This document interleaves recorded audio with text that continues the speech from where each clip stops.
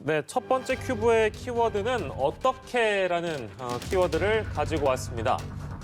동료 공무원을 성폭행한 혐의로 기소된 전직 서울시장 비서실 직원이 실형을 선고받고 법정 구속됐습니다. 재판부는 또 선고 과정에서 피해자가 박원순 전 시장의 성추행으로 상당한 정신적 고통을 입은 점은 틀림없는 사실이다. 이렇게 밝히면서 박 전 시장의 추행을 인정하는 판단도 내놨는데요. 오늘은 여러 가지 사건들을 좀 다뤄보도록 하겠습니다. 박주희 변호사, 최영일 시사평론가 모셨습니다. 어서 오십시오. 안녕하세요. 예, 저희가 첫 번째 만나볼 사건을 제가 개략적으로 설명을 해드렸는데 법정 구속이 됐습니다. 네. 3년 6개월의 징역형. 박 변호사님, 어떤 수준의 처벌이라고 봐야 될까요? 네, 그 법원의 판결문을 보면요. 피고인이 형사처벌을 받은 이 전력이 없다라고 표현을 했습니다. 그럼에도 3년 6개월의 실형에 법정 구속까지 시킨 거는 사실 법원이 피고인의 범행을 굉장히 무겁게 판단을 한 건데요. 네네. 그 이유가 재판 과정에서 보면은 피고인은 강제추행 혐의 자체는 인정을 하는데 예. 강간은 없었다 이렇게 주장을 했거든요. 근데 예. 결국엔 다른 증거들로 이 강간에 대해서도 유죄를 판단을 했거든요. 근데 법원에서 유죄로 판단을 하는데 그 범행에 대해서 무죄를 주장을 했다 했을 때는 예. 재판부가 봤을 때는 반성의 기미가 없다라고 보이기 때문에 네. 더 중한형을 선고를 하거든요. 그래서 예. 그런 부분도 아마 그 가만히 된 것 같고요. 또 하나는 이제 피고인이 일단 모범을 보여야 되는 공무원이기도 하고요. 예. 그리고 이 피해자 자체가 피고인과 같이 근무를 하는 동료 직원이거든요. 이런 점에서 굉장히 법원은 재질이 좋지 않다라고 본 겁니다. 그래서 예. 그만큼 법원은 좀 피고인에 대해서 범행에 대해서 굉장히 중한 판결을 한 것 같습니다. 예. 피해자 측, 그러니까 피해자 측 변호인단은 이제 곧바로 환영한다는 그런 입장을 밝히기도 한 상황인데, 물론 이제 이 사건은 사건대로 주목할 필요가 있는 것이고, 그리고 여기에 제가 처음에 언급해드린 대로 박원순 전 시장의 이름이 등장을 합니다. 왜냐하면 이 피해 여성은 고 박 전 시장을 성추행 혐의로 고소한 당사자이기 때문에 이제 그런 내막이 있는 것인데요. 그렇기 때문에 법원에서 이제 처음으로 박 전 시장의 성추행 사실을 인정한 것이다 이렇게 보도하는 언론들도 네. 많고 실제 그렇게 봐도 되는 겁니까? 그러니까 전체적인 법 절차상 이 죄가 있다면 거기에 대해서 형벌이 가해지는 것인데 법 절차상 이제 이 박 전 시장 성추행 사건은 지금 이 가해자가 사라졌잖아요.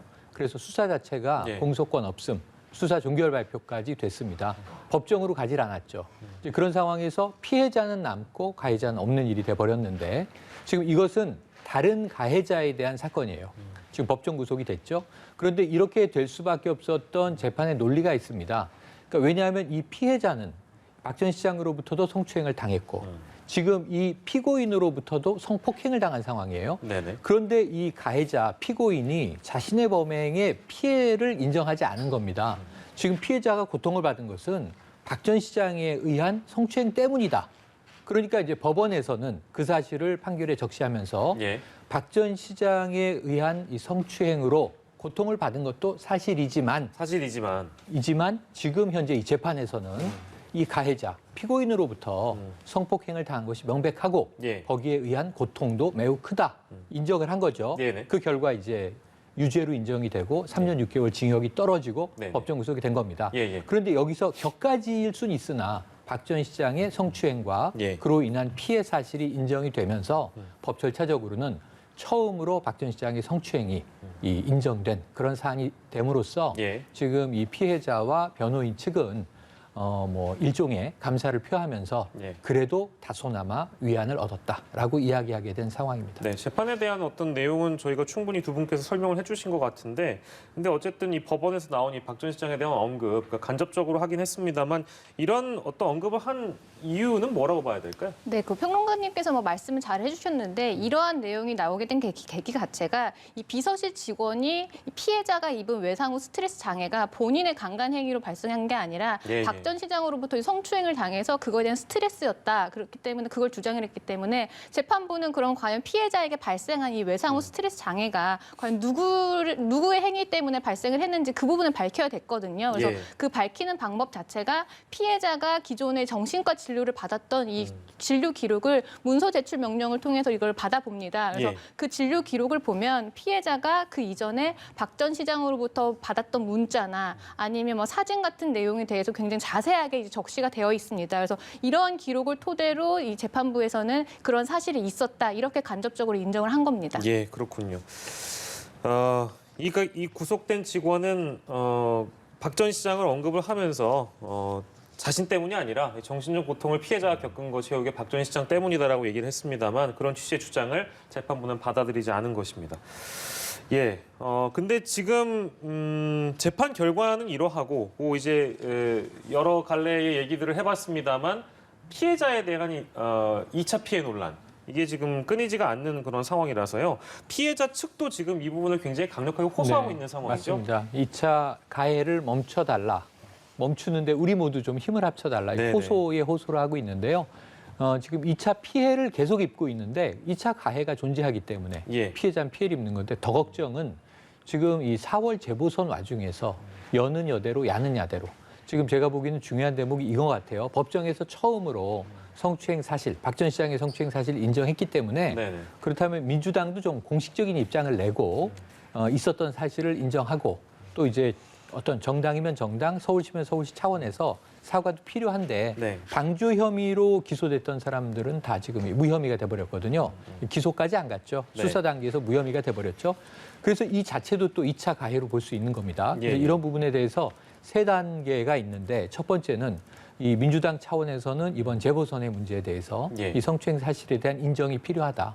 야당 입장에서는 또 공세를 펴다 보니까 이 재보선이 왜 생긴 겁니까 하고 이야기를 하다 보면 이 지난해 사건을 계속 또 세부적으로 이야기할 위험성, 가능성이 있는 거예요. 예. 그러한 이제 2차 가해는 다양하게 벌어질 수 있다는 점을 우리 모두 다 남아있는 우리 모두 다 좀 성인지 감수성을 가지고 예. 이 피해자를 배려하기 위한 노력을 하지 않으면 전 앞으로 재보선 전후해서 상당한 2차 가해가 난무할 가능성이 있어서 이 부분에 대해서 조금 더 우리의 주의가 필요한 대목입니다. 네, 이 내용 저희가 짚어봤고 하나 더 있습니다. 성추행 혐의 피소 사실 유출 의혹 이게 지금 남인순 의원 그리고 김영순 상임대표 여기 지금 수사에 지금 검찰에 들어간 상황인데요. 앞으로의 전개 상황도 어떻게 좀 전망을 하시는지 쟁점을 좀 짚어주신다면요. 네, 뭐 지난달에 검찰이 이 피소 사실 유출 경위에 대해서 발표를 했습니다. 뭐 이 고소 예정 사실이 김영순 대표, 그다음 남인순 의원 그리고 임순영 전 젠더 특보를 경유해서 결국 박 시장한테 알려진 것으로 봤는데요. 네. 이때 수사의 쟁점은 사실은 형법상 공무상 비밀 누설죄와 개인정보보호법 위반이었습니다.